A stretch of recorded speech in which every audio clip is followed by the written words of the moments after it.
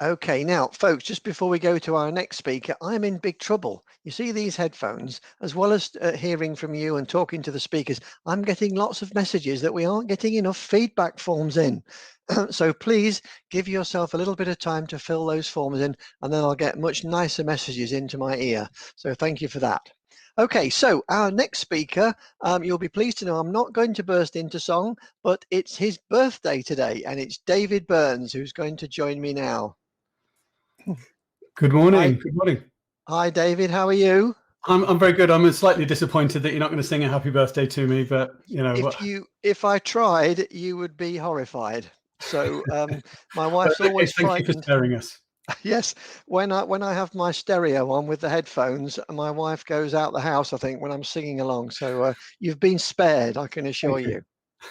Okay, so for those of you that don't know, David is living proof that men can multitask, because he's CEO of Boundless. He's the chairman and founder of UK Whisper, and he also runs Wireless Coverage Limited, in which the capacity he's going to speak to today about bringing wisdom to the network. And David, before you start, again, can I thank you as one of the sponsors today, because you know your contribution helps, as I've said before, make these events possible. So with that, the stage is yours. Thank you very much, Brian, and hello everybody. Good morning. Thanks for sparing us a bit of time. I'm going to have a couple of slides to show you a little bit of background on wisdom, and I'm going to show you what wisdom looks like, and then happy to take any questions a bit later on. Basically, wisdom is a purpose-built tool. It's designed for WISPs. It's a property coverage tool and a planning tool. And the property element is quite important. Key takeaways, really, it's super fast. I mean, on a level that has not been achieved historically. We use GPU acceleration, and Wisdom can perform over 1 billion high-resolution line-of-sight tests per second, or the equivalent of over 300 high-resolution view sheds per second. So it's really quick. Very high resolution data, so the accuracy is there. If you want to get into CN Wave and you want to get into Teragraph, which I really, really recommend you do because it's just the future, then you need high quality, high res data. Wisdom understands about radio antenna patterns in 3D. It understands about RF propagation, and it understands about addresses, properties that you might want to connect.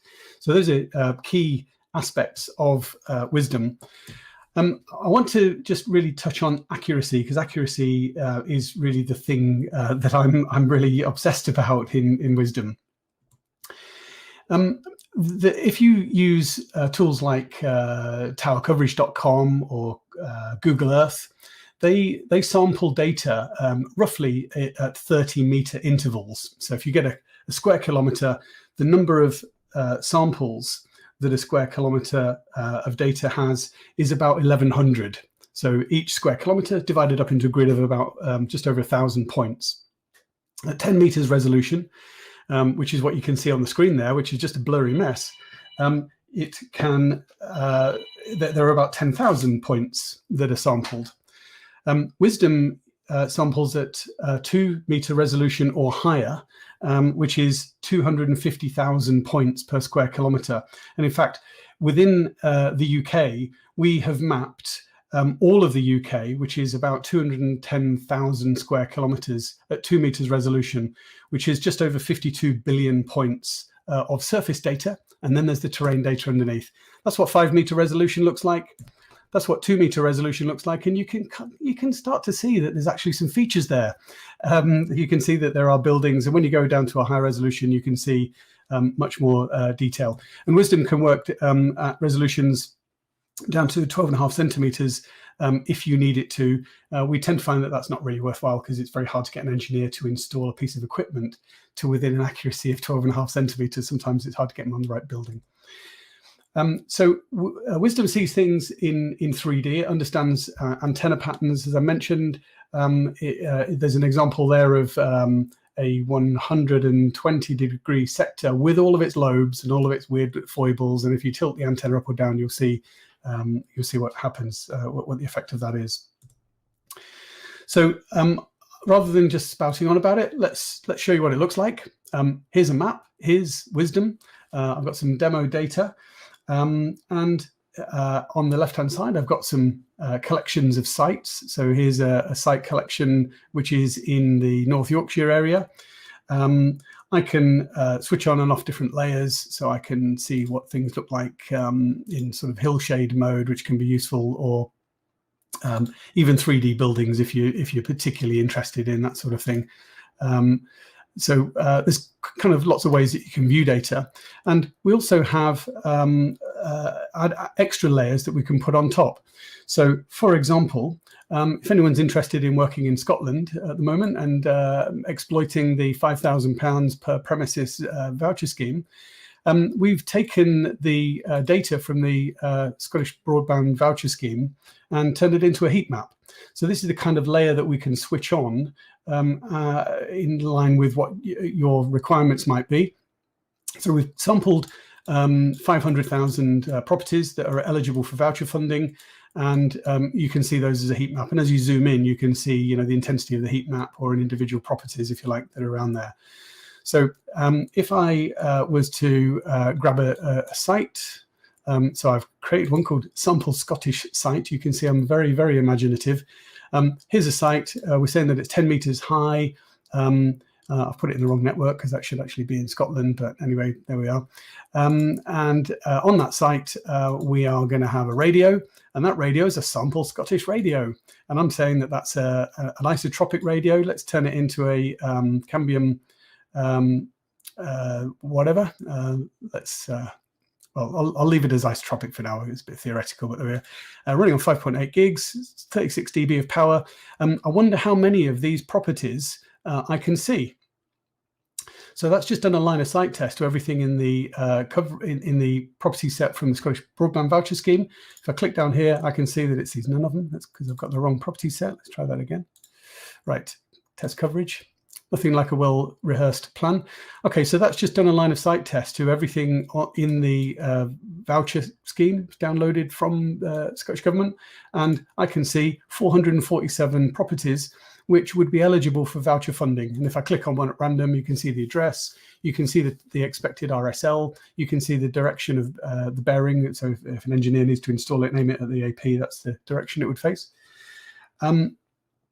Those 447 properties would all be eligible for a pretty tasty voucher.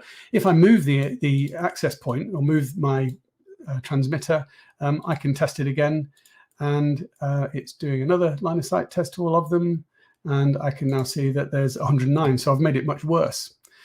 So in real time, I can determine where is a good place to harvest £5,000 vouchers if that's your thing. And I'll show you a bit more detail on that in a sec. Let's jump out of Scotland. So I'll switch those layers off and go to my my network a bit further south. So as I mentioned, we like to see things in high resolution.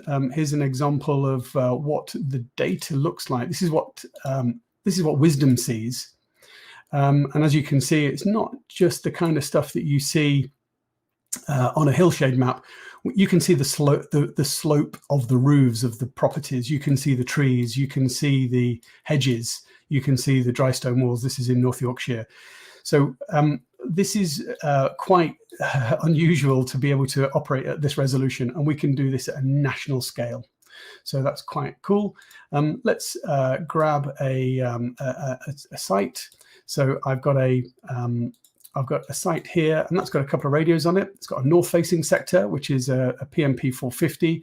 It's got a west-facing sector, and if I want, I can test the coverage of that west-facing sector. Does a line of sight. Oops, change my property list back from Scottish because it won't see any from Scotland to address base in Yorkshire. And that can see, what have we got? 4,057 premises that it's got line of sight. They're all to the west because this is an antenna facing west. If I click over here, I can also show the properties that it couldn't see. So it actually did a line of sight test to many thousands of properties and just shows the green dots for the ones that it can see. And interestingly, you can see the line of sight profile for that one, 29 Sharpore Avenue, and we could see that that's going to give us a target RSL of minus 55 dB. There are some that are pretty close that are on the edge, and they only get 62 dB. And the reason for that is it's on the edge of the beam. And there may be others where we do still have line of sight, that one doesn't, but it will fail our coverage test, not because of line of sight, but it will do that, but also because of not getting enough signal if it's on the edge of the cell for the antenna. Likewise, I can change my parameters. I could add another radio on there and say, let's pop a, what do we want? Well, I love Teragraph. You need to get into Teragraph, by the way. Where's my nice little Teragraph radio? There we go. Let's put a CN Wave V5000 in, running on 59 gigahertz. And I won't worry too much about the power at the moment. And I'm going to use a Teragraph model, if I can get down that far. There we go. When I test the coverage on that radio, I can see 1,133 premises. That's kind of interesting. I wonder if I could claim a gigabit voucher for any of those. So let's switch on the rurality codes for the UK. So here we go. That is the whole of the UK in rural setting. And that is in a C1 area. That means it's urban. So I can't claim any vouchers in that area. So that's kind of disappointing. Let's rotate the access point a bit. So here's our CN Wave. Let's aim it south. And that's the coverage. And we get a different pattern. So we've now got 730 premises. And look, I've got a couple that are just in the rural code. Let's download them and see what they look like. So what I'm going to do is I'm going to download the data for the addresses for all of these radios all in one go.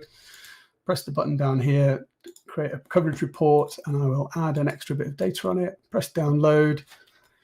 That's now testing everything in the whole region, and I have a report in Excel. I'm going to make it pretty because I like pretty things. Turn it into a table. And what we've now got is a list of beautiful properties in a nice format with the address, the UPRN, which you need if you're claiming vouchers, where it is. It's got a class, property class, RDO2, I believe, is a semi-detached residential. CR, C is commercial, R is retail. So I know that that's a shop. So that's worth £3,500 if it's in a rural area. And we know what the RSL is, we know what the link distance is, and therefore we can calculate speed. So from this, you can literally download the coverage for an AP before you build the AP, mail everybody with this data, tell them that you can give them 100 megs or a gigabit, whatever, and if you get a good response, build it. So that is all I wanted to show by way of demonstration, give you a quick fly through. And I would like to hand back over to you, Brian, in the studio. Thank you. Thank you very much, David. That's really interesting, and thanks for actually showing us how it works. Can you tell me sort of who uses Wisdom today? Yes, we've done some project work for about 30 operators in Ireland. We've mapped all of Ireland, and that's kind of an interesting project.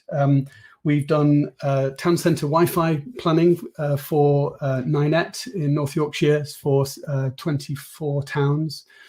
And all the larger WISPs use it. So people like Boundless, Vineus, Quickline, lots of smaller operators, quite a few in Scotland as well. So we have about 20 customers. We've done some project work for people like Ofcom and government and Nokia, people like that. But regular subscribers is really where we're at, and that's what our key base is. And what about the future for it? Where do you see it sort of going? Well, we're 2 years into our journey so far in terms of commercializing it. It's pretty good at the moment. We're very pleased with it. We're on track for where we want it to be. This year, we're going to create some specific functionality for Teragraph to make modeling either robust or high performance or low cost Teragraph networks over very large areas in real time. And later on in the year, we're going to launch into other countries such as the United States. And next year, we will be releasing an LTE variant, which will be focused mostly around 5G. And we do quite a bit of work with 5G at the moment. Brilliant. Well, thank you again for joining us. And again, happy birthday. I hope you're going to manage to do something with the rest of the day in these very restricted times that we have. Thank you. But for now, thank you so much for joining us. Thank you. And thanks for everybody for your attention today. Thanks.